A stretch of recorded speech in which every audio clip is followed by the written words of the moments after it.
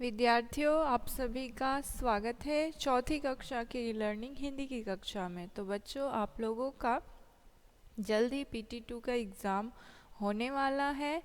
तो हम लोगों का PT2 का सिलेबस भी समाप्त हो चुका है। तो आज हम लोग रिवीजन करेंगे, यानी पुनः अभ्यास, यानी कि आप लोगों के परीक्षा में किस प्रकार के प्रश्न आ सकते हैं और किस प्रकार के प्रश्न होंगे। ठीक है। तो जैसे कि आप सभी को मालूम है, आप लोगों की ऑनलाइन एग्ज़ाम होने वाली है। ठीक है। तो इसमें MCQ टाइप्स क्वेश्चंस रहेंगे, जिसमें एक क्वेश्चन के 4 ऑप्शन रहेंगे, यानी एक प्रश्न रहेगा, उनके 4 विकल्प रहेंगे। ठीक है। तो किस प्रकार के प्रश्न आ सकते हैं, PT2 सिलेबस से ही आपके प्रश्न रहेंगे। एक बार फिर से मैं याद दिला दूँ, आपके PT2 के सिलेबस का रिमझिम 4 से पहला पार्ट है कौन, और दूसरा पार्ट है स्वतंत्रता की ओर, तथा आपके व्याकरण पाठ्य पुस्तिका से 2 पार्ट हैं, विशेषण और काल। ठीक है। विशेषण और काल।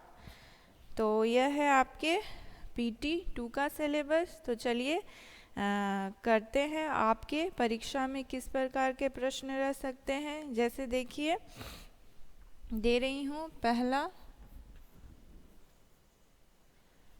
खलीता खलीता का अर्थ क्या होता है।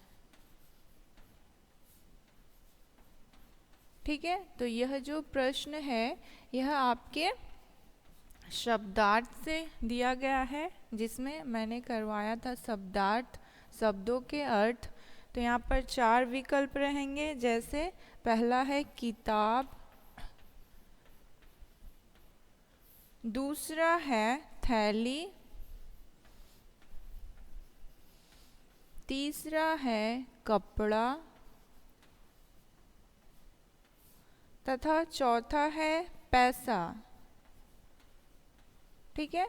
तो खलीता शब्द का अर्थ क्या होगा, इन 4 विकल्प में से कौन सा विकल्प सही है। तो खलीता का अर्थ क्या होता है बच्चों, थैली। तो थैली में सही का निशान लगाएंगे। ठीक है। तो चलिए नेक्स्ट प्रश्न किस प्रकार के हो सकते हैं। वे सब यात्रा पर वे सब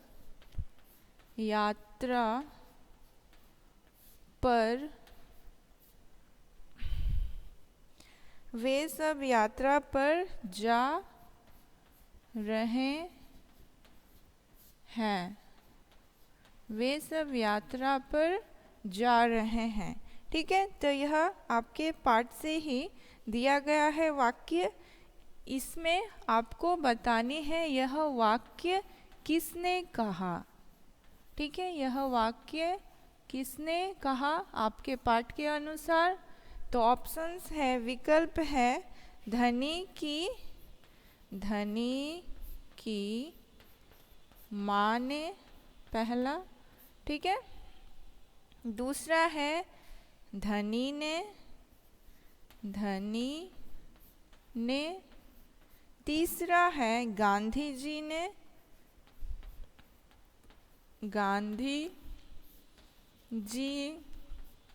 ने, तथा चौथा है धनी के पिता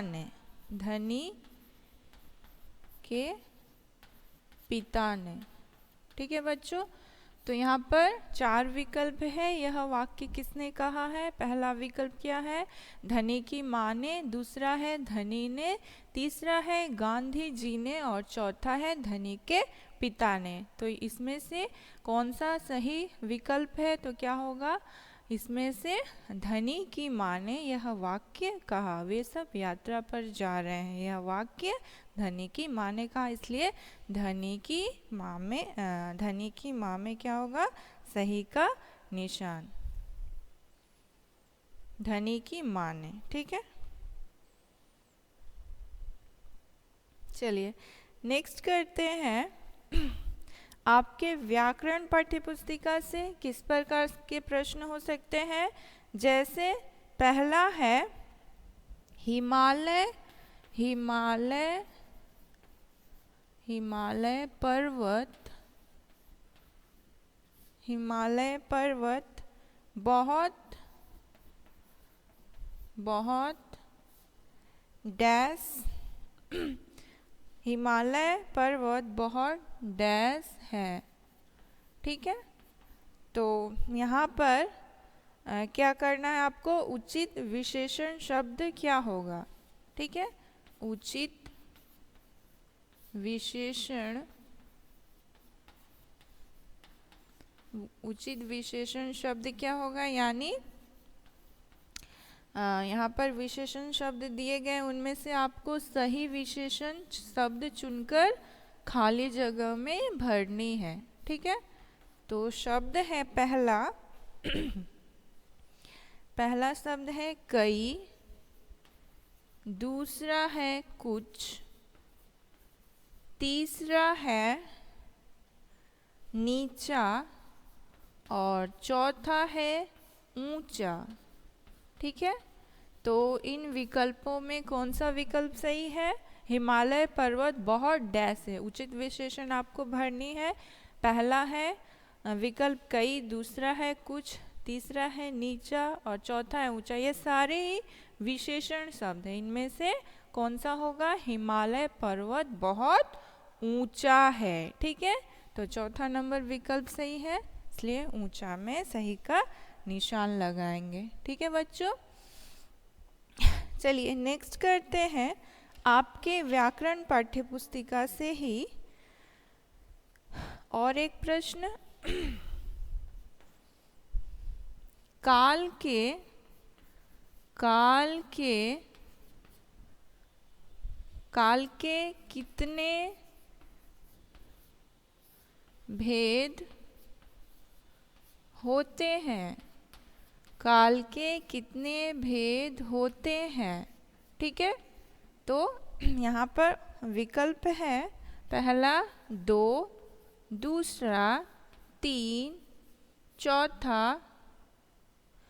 माफ कीजिएगा, तीसरा 4, चौथा 5।